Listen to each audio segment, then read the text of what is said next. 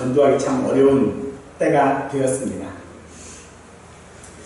그래서 많은 어떤 교회들에서는요, 교회가 미안합니다 라고 하는 현수막을 걸었더라고요. 그리고 그 현수막 밑에는 반드시 붙어져 있는 말이 하나가 있습니다. 우리 교회는 비대면 예배합니다 라고 해놨습니다. 어느 면에서 본다면 교회의 성찬인 것 같기도 합니다. 그런데 또 어느 면으로 보면요, 이건 선긋기일 수도 있습니다. 쟤는 그러는데 나는 안 그래. 그러니까 우리 교회로 와. 뭐 이런 이야기가 되어질 수도 있는 것이겠죠. 전도, 그래서 이렇게 해도 저렇게 해도 분명 어려운 것이 전도입니다. 바울의 때도 전도가 쉬웠던 것은 아니었습니다. 전도가 쉬웠던 때는 역사상 단 한 번도 없었습니다. 그런데 놀라운 것은 그렇게 전도가 어려운 시기, 전도가 쉬운 때가 한 번도 없었음에도 불구하고 이 전도는 한 번도 멈춘 적이 없다는 것입니다. 오늘 말씀을 통하여져서 우리의 전도 역시 멈추어서는 안 될 것입니다. 오늘 우리가 전도에 대하여 살펴볼 이 본문은 17장 34절까지의 전체 내용입니다. 17장은 바울이 마게도냐의 중심지인 데살로니가와 그리고 그 중심지로부터 저 멀리 떨어져 있는 변방의 베레아라고 하는 곳과 그리고 헬레니즘의 다루지인 아테네에서 전도한 이야기를 담고 있습니다. 바울은 빌립보 감옥에서 나온 후에 성도들을 위로하고 그 빌립보를 떠나 데살로니가에 도착하게 되었습니다. 이절 말씀을 보니 바울은 관례대로 회당에서 성경을 가지고 강론하였습니다. 그 결과 헬라인의 큰 무리와 귀교인들을 전도하게 되었지요. 그러나 유대인들은 시기하여져서 바울 일행을 맞이한 야손을 고발하게 되죠.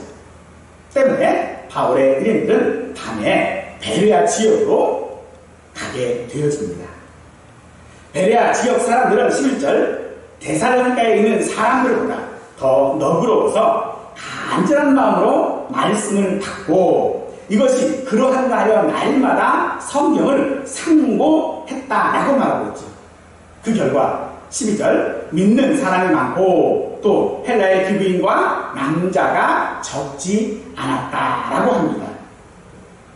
그런데 13절에 보니 데살로니가에 있는 유대인들은 바울이 하나님의 말씀을 베레아에서도 전하는 줄 알고 거기도 가서 무리를 움직여 소동하게 했다라고 하죠. 그로 인하여 바울은 이제 아덴이라고 하는 곳으로 이동하게 되어집니다. 아덴, 그리스의 아테네를 말하는 것인데 이곳은 우리가 잘 아는 철학자들 소크라테스, 플라톤, 또 아리스토텔레스 이 사람은 다 이 아덴, 즉 아테네 사람 출신이지요. 그런데 바울이 이 아테네에 도착해서 보니 그곳에는 우상이 가득했다고 합니다. 자, 근데 바울은 16절에 보니 마음에 격분하여 전도했다라는 말을 하고 있죠. 그리고 그들과 날마다 변론하며 설득함으로 전도했고 그 결과 34절에 보니 아레오하고 달리 디오누시오와 디마리라 하는 여자와 또 다른 사람들을 전도했다라고 하고 있습니다. 바울이 전도하는 지역마다 바울이 떠나고 싶어서 떠나는 게 아니고요. 쫓아내는 사람들이 있었던 거죠. 그래서 쫓겨서 이곳을 거쳐가며 전도했다라고 말하고 있는 것이죠. 특히 바울이 아덴이라고 하는 지역, 즉 아테네에 도착했을 때에 그곳에는 우상들뿐만 아니라 철학자들도 있었어요. 그 대표적인 철학자 학파 중에 하나가 에피큐로스 학파인데, 이들은 신은 존재는 하지만 우리 사람과는 무관한 존재다. 또한 사후세계도 없다. 그러니 현실, 지금 내가 살아가는 지금이 중요하다. 이 사실을 주장하는 학파가 바로 에피큐로스 학파이죠. 스토아 학파, 스토아 철학은 이와는 또 반대되어지는 것입니다. 그래서 향락과 쾌락을 배격하고 이성과 도덕을 강조하는 철학이 바로 스토아 철학이죠. 그런데 그런 철학들이 난무한 이 아테네에서 바울은 예수와 부활을 핵심으로 하는 전도를 지금 하고 있는 것이죠. 그러므로 지금 이 바울의 전도는 기독교를 모르는 사람에게 기독교를 변증하고 설득하는 목적으로 하고 있지 않습니다. 지금 바울이 예수와 부활을 전하는 이것은 믿는 자로 믿지 않는 사람들에 대한 마음이 무엇이어야 하는지를 우리에게 말하고 있는 것입니다. 즉, 바울이 믿는 자로서 믿지 않는 사람들을 보니 그 마음에 뭐였어요? 격분했다라고 지금 말하고 있다는 것이죠. 격분해야 된다는 겁니다. 근데 이 격분이라는 말이 무슨 말인지 오늘 또 우리 함께 살펴보면서 은혜 받으실 수 있기를 원합니다. 바울의 전도 방식은 주로 강론하는 것이었습니다. 이 강론을 위해서는 어느 정도의 배경을 가진 회당을 먼저 찾아가는 것이 바른 방법이겠죠. 그리고 성경의 뜻을 풀어서 깨닫게 하고 성경의 내용을 증언하게 되어집니다. 증명하는 것이 아닙니다. 즉, 바울은 그 전도 방식에 있어서 가장 중요한 전도 방식이 무엇이었느냐? 언어를 통하여 증언하는 것이 바울의 전도 방법이었다는 것이죠. 그들을 설득하는 게 아닙니다. 그들과 변론할 때에 그들을 설득하는 것이 바울의 전도 방법이 아니라 바울의 전도 방법은 증언하는 것입니다. 바울의 이 전도 방식, 성경의 내용을 증언하는 것입니다. 문자적인 의미로 증언이라고 하는 말은 앞에 놓다라고 하는 그런 뜻입니다. 무엇인가를 상대방 눈앞에 가져다 놓고 그의 눈으로 확인하게 하는 행동이 바로 증언이라고 한다는 것이죠. 바울은 자신의 생각을 증명하는 것이 아니었다는 것입니다. 바울은 기적이라는 방법을 사용하지 않는 이유가 거기에 있습니다. 바울이 능력이 없어서 기적을 사용하지 않은 것이 아닙니다. 혹은 자신의 주장을 뒷받침해 주는 것으로서 성경을 사용하는 것도 아닙니다. 우리의 전도는 우리가 옳다는 것을 성경을 통해서 증명하는 것이 아니라 성경, 즉 하나님의 말씀을 그들 앞에 놓아 그들로 보게 하는 것이 우리의 전도여야 한다는 것입니다. 전도가 어려운 이유가 무엇일까요? 그 이유는요, 오늘 말씀해 보니 시기 때문이다 라고 말하고 있습니다. 유대인들의 시기 때문이라는 것이죠. 유대인들이 왜 바울을 시기했을까요? 바울이 지금 증언하고 있는 것은 뭐죠? 유대인들이 성경으로 믿고 하나님의 말씀으로 믿고 있는 똑같은 성경입니다. 그런데 유대인들은 그 성경을 자신들을 증명하는 것으로 사용했어요. 근데 바울은 증명하지 아니하고 증언하고 있거든요. 그래서 자신보다 더 나아 보입니다. 그래서 시기하는 것이죠. 세상 사람들이 우리를 전도하지 못하도록 우리를 억압하고 우리에게 대해서 각종 비난들을 쏟아내고 하는 이유가 무엇입니까? 간단합니다. 시기 때문입니다. 왜 그들이 우리를 시기하는 줄 아세요? 그들이 가지고 있는 것을 가지고 있지 않기 때문입니다. 때문에 그들을 설득할 수 없습니다. 설득할 수 없다면 그들에게 보여주어야 하는 것이죠.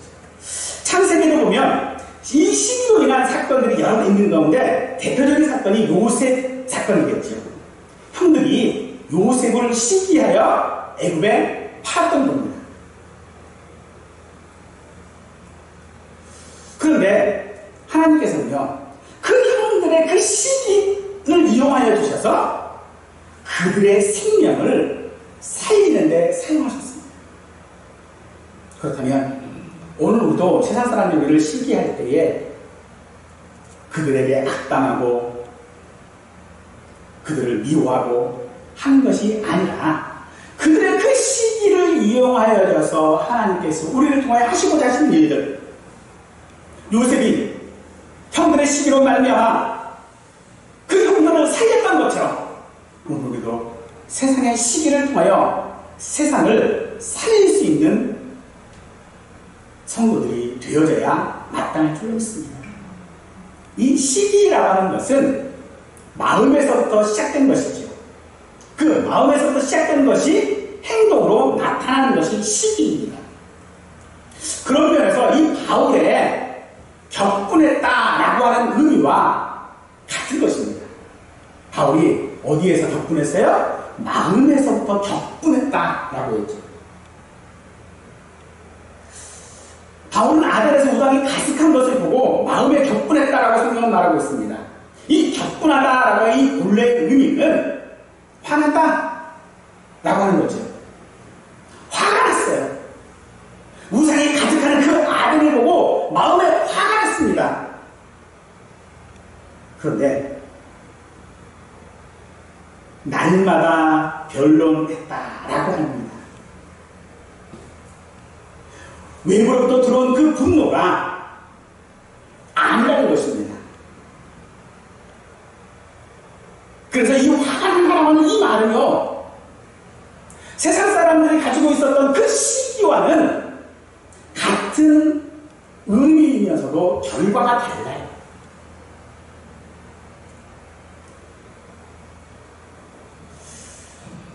어떻게 달랐습니까? 바울은 지금 여기서 격분했다라고 하는 말은요, 마음이 너무 아팠다라고 하는 말입니다. 마음이 너무 아픈 거예요. 그들이 예수를 알지 못하여 각종 우상들을 섬기고 있는 것이 너무나도 안타깝다라고 지금 말하고 있는 것입니다. 왜요? 보이는 것이 전부가 아니기 때문에 바울은 너무나 잘 알고 있기 때문인 것이죠. 현상만을 보고 간수에게 주 예수를 붙들 수 있도록 하는 것이 바울의 전도였다는 것입니다.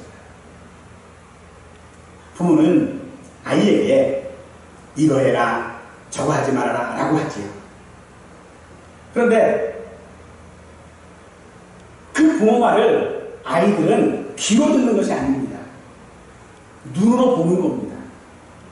너 이거 하지 마, 너 이렇게 해야 돼 라고 했는데 하지 말라는 걸 부모가 하면 아, 이건 하라는 얘기구나 라고 받아들이는 거예요. 그러나 바울은 지금 그들에게 화를 내고 있는 것이 아니라 마음이 너무 아파서 그들에게 보여주고 있는 것입니다. 예수 그리스도를 통한 그 구원의 크기를 보지 못하는 사실, 그 마음 아픔이 지금 바울에게 전도로 이어지고 있다는 것이죠. 사랑하는 성도 여러분, 오늘 우리도 그 마음이기를 원합니다. 우리를 시기하는 세상을 보시거든 화내지 마시고 마음 아파하셔야 됩니다. 그것이 전도로 이어진다는 것이죠. 하지만 사람들의 마음은 그렇지 않지요. 오늘 베레와 아덴 사람들의 공통적인 반응들을 한번 보십시다.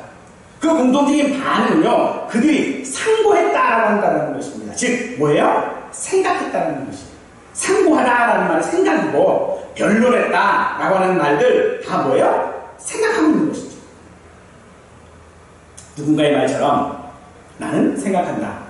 고로 나는 존재한다. 라고 한 것과 같습니다. 그러므로 생각은 철학과 사상을 만들어내고 이 생각은 자신의 위치가 어디인지를 알게 하는 것이죠. 그래서 그들은 스스로 자기들을 말할 때 뭐라고 말하고 있습니까? 말쟁이라고 평가하고 있는 것이죠.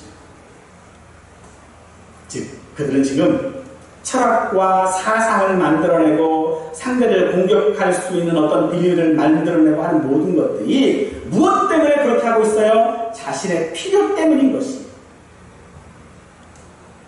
왜 그들이 필요가 있을까요? 왜 그들이 철학을 만들어내고 신을 만들어냈을까요?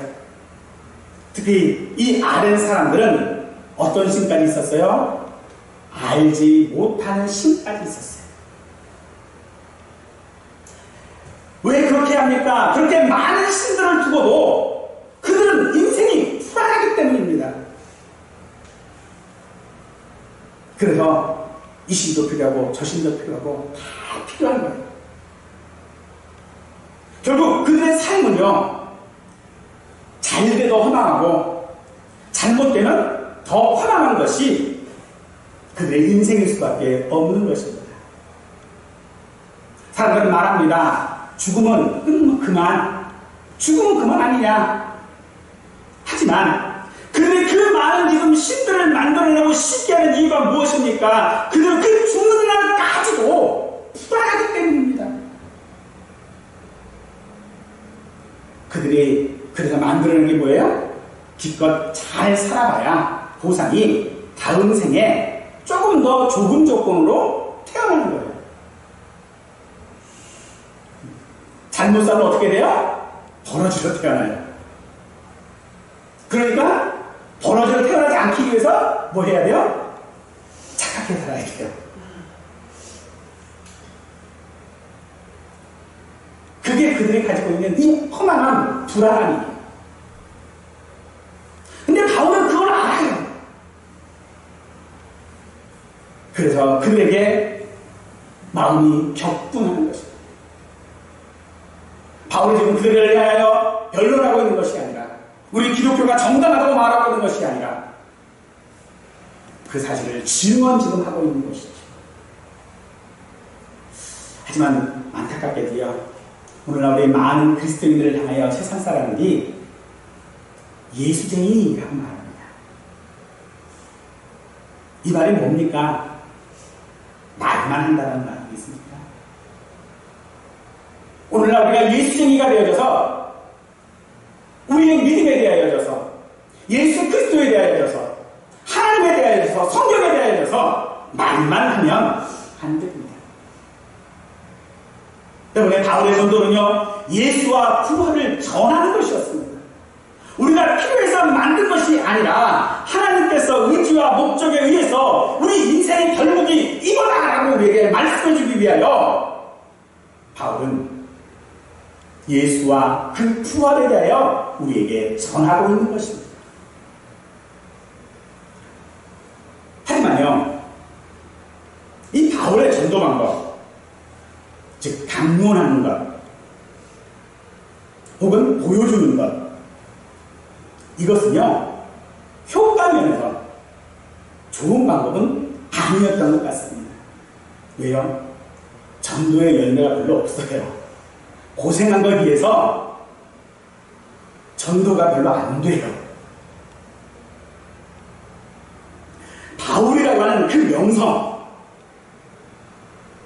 그 명성에 너무나도 미치지 못합니다. 그럼에도 바울은요, 관례대로 그렇게 하고 있어요. 왜 그렇게 합니까?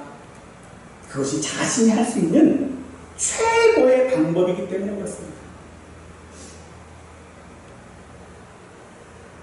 자신이 할 수 있는 그 최고의 방법이기 때문에 그는 그 말만 지금 하고 있는 것입니다.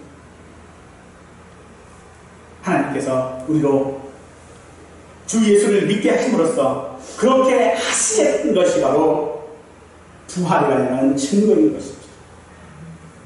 이는 31절에 보니 모든 사람에게 믿을 만한 증거다라고 말하고 있는 것입니다.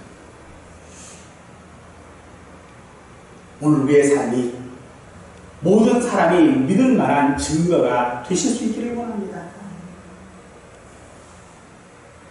그래서 티내지 말고 우리 전도하십시다. 생각나지 않는다 해도 우리의 전도는 멈춰서는 안 됩니다. 그것이 오늘 바울의 증언입니다. 말로 하는 증언이 아니라 그들의 눈으로 확인시키는 것이 오늘 바울이 전도하는 방법이었다는 것입니다. 데살로니가전서 2장 11절 말씀을 보니까 우리가 너희 각 사람에게 아버지가 자기 자녀에게 하듯 권면하고 위로하고 경계했다라고 말하고 있죠. 지금 이 바울은요, 그들에게 지금 예수 그리스도의 부활을 전하고 있는 이 이유는 어떤 마음이요? 부모의 마음입니다. 하나님의 마음이라는 것입니다. 그 마음으로 오늘 우리도 전도하실 수 있기를 원합니다. 지난주에 전도는 하나님의 섭리를 받아들이는 삶을 사는 것이라고 말씀을 드렸습니다. 그런 삶이 곧 빛으로 생활하고 그 삶을 다른 사람이 볼 수 있게 해야 한다라고 결론을 말씀을 드렸죠. 그럼 어떻게 그렇게 살 수 있는가 하는 그 간수의 무릎에 대하여 주 예수를 믿음, 바로 이것이 답이다라고 말씀을 드렸습니다.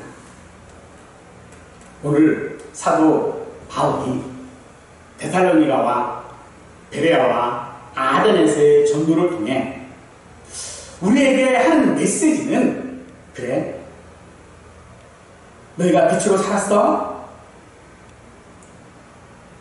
그런데 너희 빛이 지금 말에 감추어져 있지? 너 믿는 사람이야? 믿는 사람이 뭐 그래? 네가 그러고도 목사야? 이 말을 들어도 괜찮아. 이겁니다. 왜요? 왜 괜찮을까요? 하나님이 내 아버지이기 때문입니다. 즉 우리는 자녀이기 때문입니다. 하나님께서 우리에게 무조건 우리에게 뭐 믿으라 뭐 해라 하고 말씀하시는 것이 아닙니다.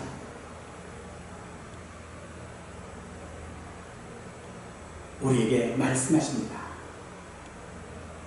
아버지의 마음이다. 아버지의 마음이다 라고 말하고 있다는 것입니다. 내 마음이 아니라 아버지의 마음입니다. 내 지식이 아니라 하나님의 말씀입니다. 내가 가지고 있는 긍휼이 아니라 예수의 긍휼입니다. 내 연약한 조건과 환경을 넘어설 수 있는 것은 그것이 내 것이 아니라 아버지의 것이기 때문에 그렇다는 것입니다. 네가 빛으로 살아가는 거 제대로 살지 못해도 괜찮아. 왜요? 아버지의 마음으로 우리를 보시기 때문이라는 거예요. 갈라디아서 4장 6절 말씀입니다. 너희가 아들임으로 하나님이 그 아들의 영을 우리 마음 가운데 보내사 아빠, 아버지라 부르게 하셨느니라. 아들의 영을 우리 마음에 보내주셔서 아버지라고 부르게 하신 이유, 그 이유를 아들이기 때문이다 라고 하고 있습니다. 다른 조건이 없습니다. 다른 조건을 만들거나 혹은 추가하지도 않으셨습니다. 아버지라고 부르는 것은 아버지이기 때문이지 아버지로 여기기 때문이 아닌 것입니다.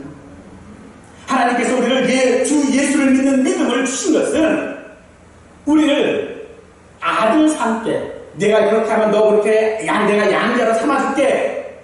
너 이렇게 하면 내가 이렇게 해줄게. 라고는 그런 조건이 아니라 아들이기 때문입니다. 자녀이기 때문입니다. 이게 뭘까요?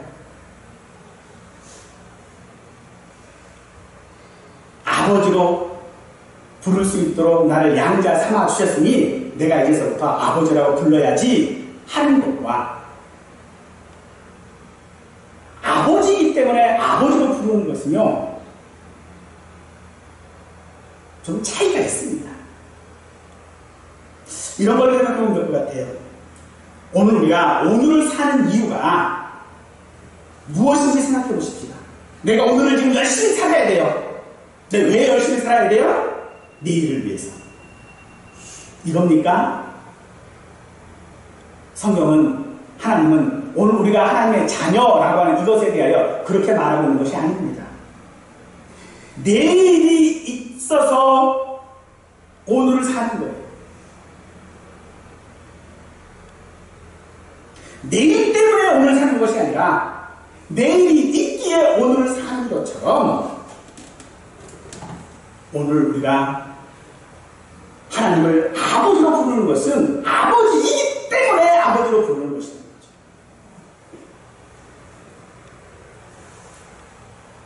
오늘날 이 시대가 기독교에 대하여 너무나도 많은 비방들을 하고 있습니다. 이런 상태로는 도저히 전도를 꿈에도 꾸지 못합니다. 많은 교회들이 우리는 저 교회와 다릅니다 라고 선긋기를 하고 있지만 그건 역시도 그들 눈에는 똑같습니다. 이러할 때에 오늘 우리의 모습은 어떤 모습이어야 합니까? 사랑하는 성도 여러분, 전도 방법을 생각하지 마시고 내가 어떻게 전도할까? 그 전도 방법이 아니라 오늘 우리는 아버지의 마음, 예수의 마음을 가져야 할 줄로 믿습니다. 왜 우리가 그 마음을 가져야 합니까?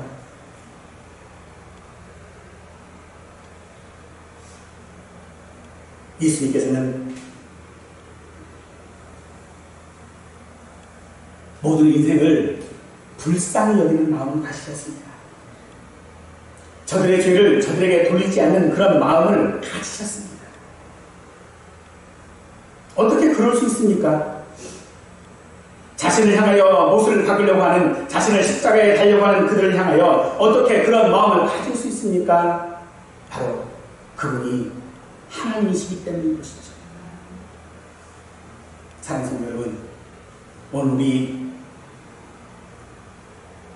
자녀로서, 믿는 자로서 살아가는 것에 대하여서, 아니 전도하지 못했다라고 하는 것에 대하여서 실패해도 괜찮습니다. 때로 넘어지고 좌절해도요 괜찮습니다. 왜요? 여전히 우리는 하나님의 자녀이기 때문입니다.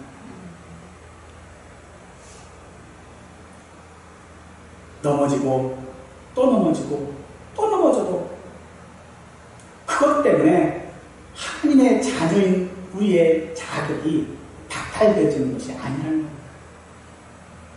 넘어지고 또 넘어져도 우리는 그래도 하나님의 자녀입니다. 우리의 못남, 우리의 실패가 주 예수를 믿음에 있어서 이것이 헛것으로 만들지 않는다는 것입니다. 찬송가 498장에 보면 이런 후렴구에 이런 가사가 있습니다. 저 죽어가는 자 예수를 믿어 그 은혜에 힘입어 다 살겠네. 오늘 우리가 죽어가는 자 아닙니까? 넘어지고 실패한 자 아닙니까? 그런데도 오늘을 우리가 지금 살고 있는 이유, 그런데도 우리가 전도를 멈추지 않는 이유, 그 은혜를 힘입었기 때문입니다.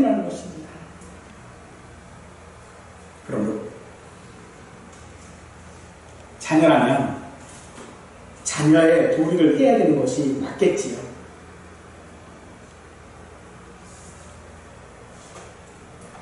그러나 이 자녀의 도리라고 하는 것이 의무가 되어져서는 안 됩니다. 의무가 아니라 은혜로 행하는 것입니다. 그 은혜가 우리를 살게 하는 것입니다. 사랑하는 성도 여러분, 하나님을 아버지로 부르게 하셨습니다. 아버지로 부르게 할 수 있으니 우리에게 의무가 아니라 은혜가 되어져서 그 은혜로 살아가는 우리가 하나님 앞에 자랑스러운 자가 될 수 있기를 원합니다. 그래서 내가 아닌 내 잘남, 내 유능함, 내 명성이 아닌